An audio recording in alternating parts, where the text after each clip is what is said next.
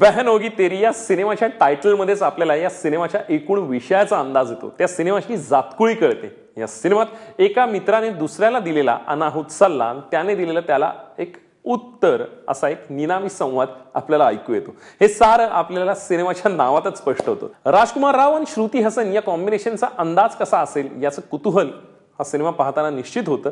यामधील श्रुती हसनचा भाऊ झालेला अज्जू हा या सिनेमाचा दिग्दर्शक अजय पन्नालाल आहे। यामधील बरेचसे सिक्वेन्सेस हे त्याच्या वैयक्तिक आयुष्याचा घटक आहेत, त्यामुळे स्लाइस ऑफ लाईफ ज्या पद्धतीने दाखवलं जाईल ते अधिक रंजक असेल असं वाटत होतं। इतकंच काय तर उत्तर प्रदेश की मिट्टी की खुशबू या संहितेत आपल्याला गवसते हे प्रोमोमधूनच कळलेलं, कारण त्या भाषेतला एक लहेजा त्यातला गोडवा हा आपल्याला आलेला। लखनौ मधल्या दोन कुटुंबातील ही गोष्ट आहे म्हणजे आपल्याला प्रामुख्याने आपल्या समोर येतं, त्यावरून अंदाज येतो।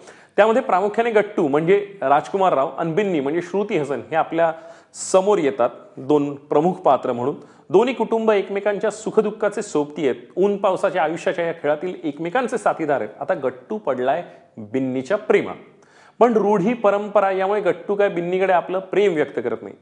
त्यामुळेच किती काही झालं तरी एकमेकांबद्दल वाटणं किंवा त्या प्रेम हे व्यक्त करणं खरं तर त्यामध्ये एक कुटुंबाची एक चौकट आहे, मान मर्यादा मरातब असं सगळं आहे, त्याचं उल्लंघन कुठेही करण्याचा प्रयत्न नाही। जर का असा प्रयत्न कोणी केला आणि मुलीकडे त्याचं प्रेम व्यक्त केलंच तर रक्षाबंधनाच्या दिवशी त्या मुलाच्या हातावर राखी बांधण्याची प्रथा आहे। त्यामुळे रक्षाबंधनाच्या दिवशी घरातलेच काय तर चक्क त्या परिसरातील मुलं शेकडो मैल दूर जाऊन पूर्ण दिवस व्यतीत करायचा प्लॅन करायचे आणि तो सक्सेसफुलही करायचे, हे सगळं आपल्याला दिसतं।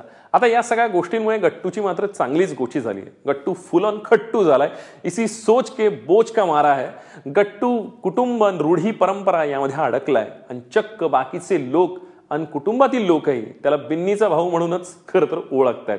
आता या खेळात काय काय समज आहेत, काय गैरसमज होत आहेत, हे गैरसमज आहेत ते क्लायमॅक्स पर्यंत कसे सुटतात याचा प्रापंचिक खेळ म्हणजे बहन होगी तेरी।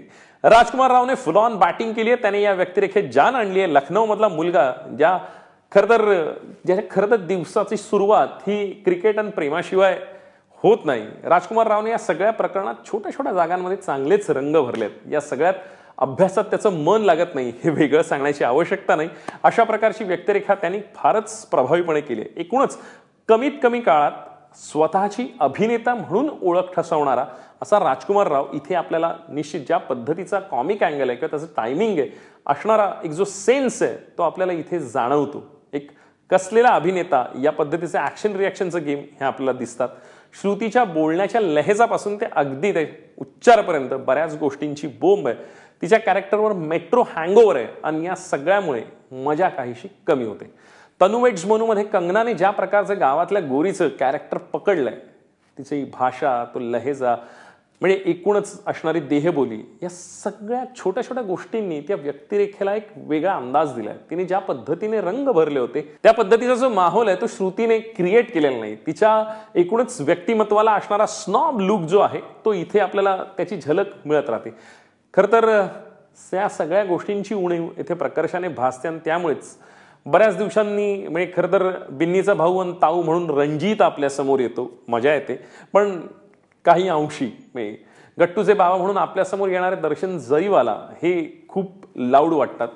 दिग्दर्शक अभिनेता झाला आहे पण त्याचा एकूणच हा सारा प्रयत्न हाफ बेक केक सारखा वाटतो। पूर्वार्धात सिनेमा गमतीशीर वाटतो, ज्यावेळी श्रुती राजकुमार रावने केलेलं प्रपोज नाकारते त्यावेळेचा सीन तर रंजक आहे। नंतर नशेत राजकुमार रावचा राहुलचा जो सिक्वेन्स आहे दिलवालेचा, त्या सगळ्यात लखनौचा माहोल उत्तम पद्धतीने वेगळा टिपलेला आहे। एकूणच तो सीन वेगळ्या पद्धतीने त्याच्यात रंग भरलेले आहेत। दिग्दर्शकाची सिनेमावरील पकड पुरती सुटलेली जाणवते ती सेकंड हाफ मध्ये।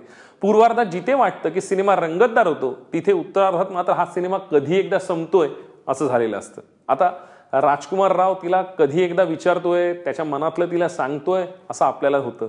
एक्साइटमेंटने नाही तर कंटाळून आता एकदाच काही ते बोलून टाक यार असं होतं। असं आपल्याला वाटेपर्यंत हा पट्ट्या तिथपर्यंत बोलेल तर शपथ। क्लायमॅक्सच्या अगोदरच्या अर्धा तासापर्यंत हे सारं नाट्य तशाच पद्धतीने सुरू आहे हे पाहून आपण मात्र कंटाळून गेलेलो असतो।